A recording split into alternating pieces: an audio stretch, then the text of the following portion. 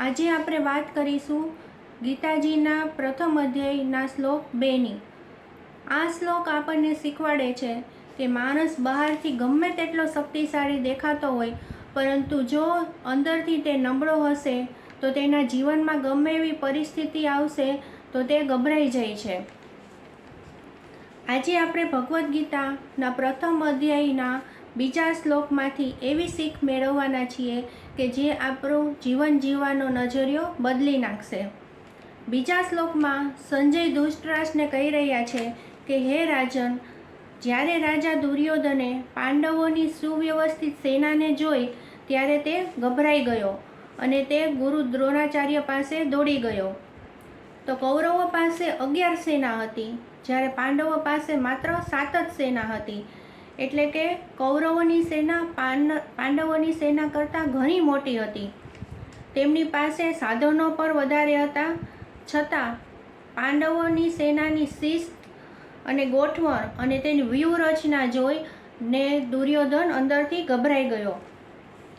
તે પોતે રાજા હોવા છતાં તેનો આત્મવિશ્વાસ ડગી ગયો અને તે ભીષ્મ પિતામહ પાસે જવાને બદલે તે તેના ગુરુ દ્રોણાચાર્ય પાસે દોડી ગયો. તો શા માટે? કારણ કે દુર્યોધન નહોતો ઈચ્છતો કે ગુરુ દ્રોણાચાર્ય પાંડવો પ્રત્યે દયા બતાવે. એટલે કે દુર્યોધનના મનમાં અસલામતી હતી. સંજય અહીં દુર્યોધનને રાજા કહીને સંબોધે છે, પણ એ રાજા ગુરુ પાસે નમ્રતાથી નથી ગયો, પરંતુ તે પોતાનો ડર અને ભય છુપાવવા માટે ગયો છે. હવે આપણને પ્રશ્ન એ થાય કે ગીતાજીના આ 5000 વર્ષ જૂના શ્લોકમાંથી આપણને શું શીખવા મળે?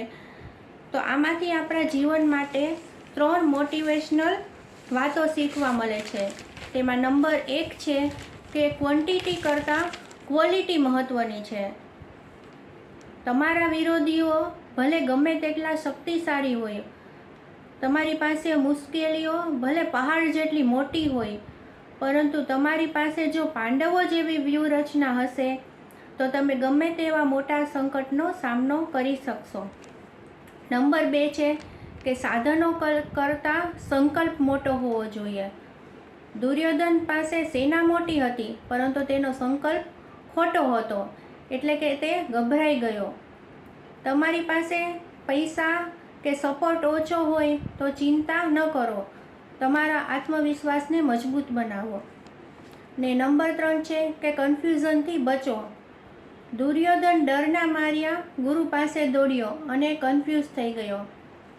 જીવનમાં ગમે ત્યારે મુશ્કેલીઓ આવે ત્યારે આમ તેમ દોડવાને બદલે શાંત ચિત્તે એક જગ્યાએ બેસીને નિર્ણય લેવો જોઈએ.